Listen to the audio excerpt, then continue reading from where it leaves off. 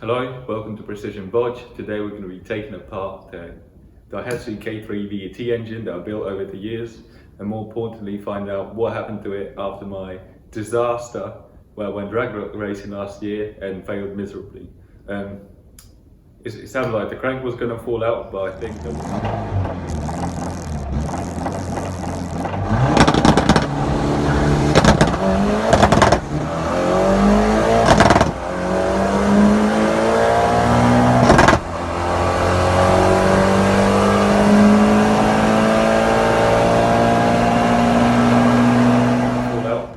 was because of my bodge slash precision clutch, and it wouldn't be a boost because I broke the wastegate bracket tonight before, as usual.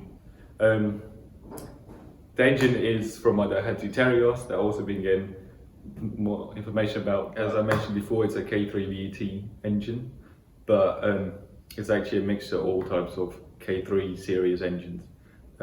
We'll go more into details as we go through the video and disassemble it, but the build specs will be somewhere here, and what I actually done to the engine, and that's it.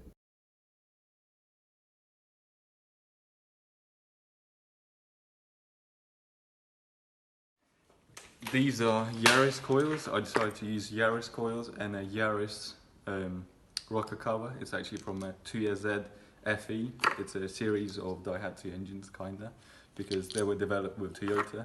I decided to use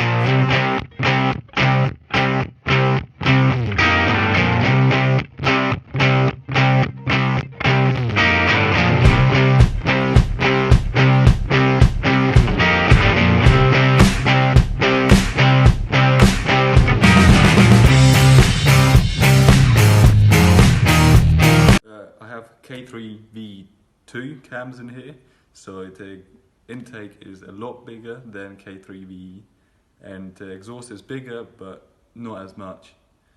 I decided to use these cams because they're the biggest cams.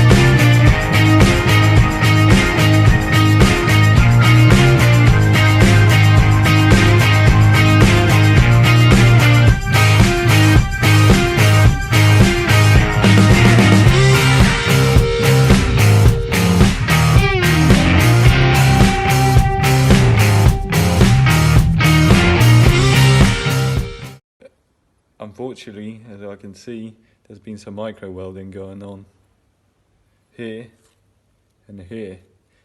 It's probably all the two-step.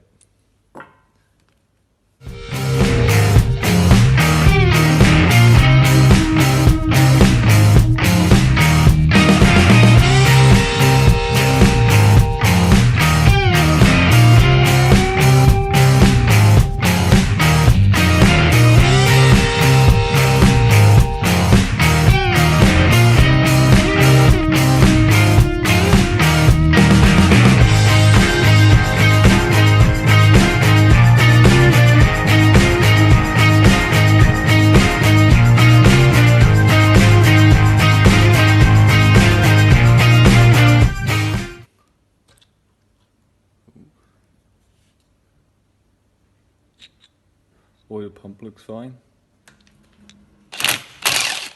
There's a specific sequences in this, but it'll be fine. This is more with longer camshafts where you can break them when they bend and snap.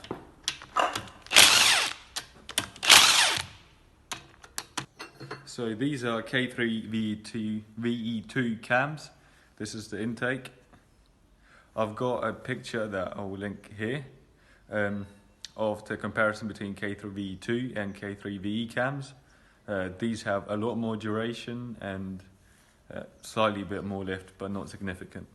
The exhaust is also a bit bigger, but not that much.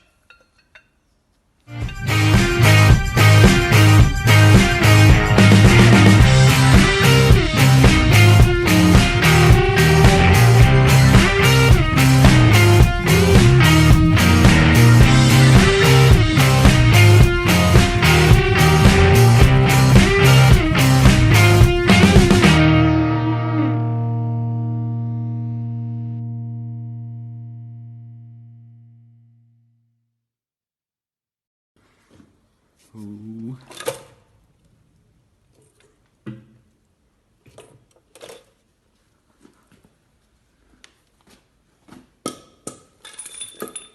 So unfortunately this engine has had it.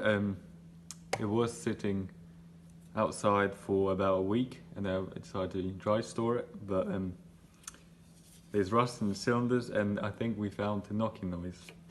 So if you rotate it,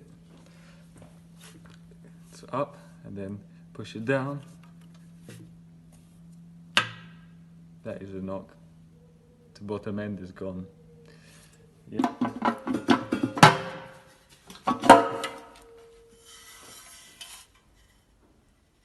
Yeah. All we can see is metal shavings.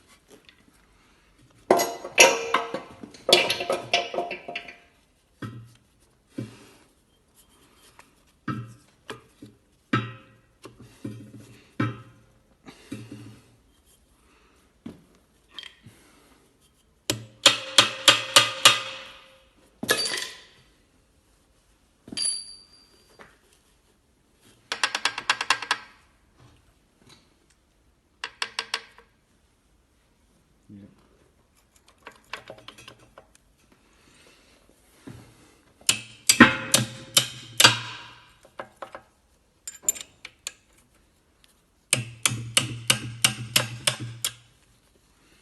So these were Chinesium / Malaysian rods with real ARP bolts that are bought separately.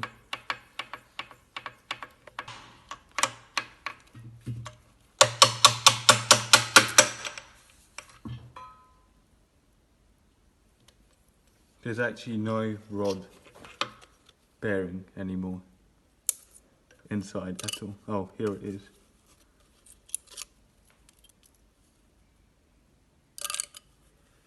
So he just ate the bearing. Surprised the rod looks fine. The rod looks fine. But we need to measure it. So update. All the rod bearings are worn.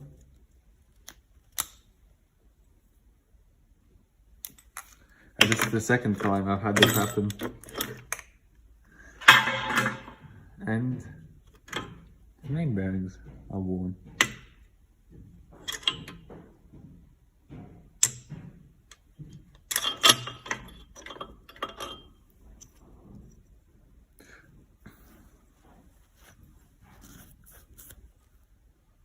What I think has happened is when the rod bearing went, it just sent bits of the bearing throughout the whole engine and killed it. But yeah, every single bearing.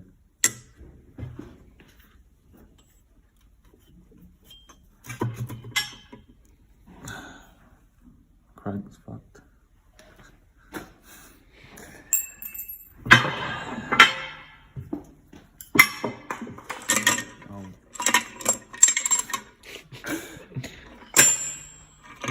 Cut it again.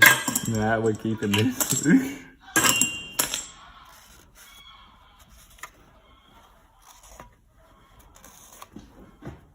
Yeah, all the bearings are damaged. But it looks like it's just damaged because of the metal shit that was going through them.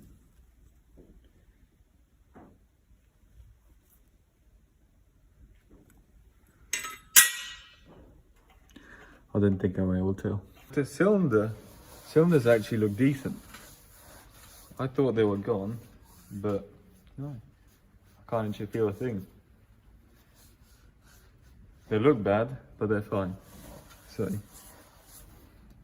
maybe we'll still stick it back together.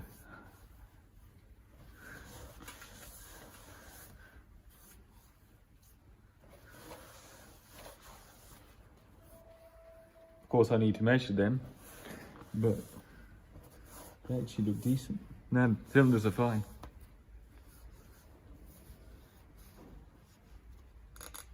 Yeah, there's a bit there, but that'll hone out. Block's fine. So the conclusion is, the block is surprisingly good. I can get another crank, I'm not sure of the rods. Long term, the car is getting the Honda K-Series. But I just want to finish pushing these. Because, you know, I want to see what's capable of. So yeah, this is it. I guess I'll sort out what I'm doing and then find out what I'm doing in the next video.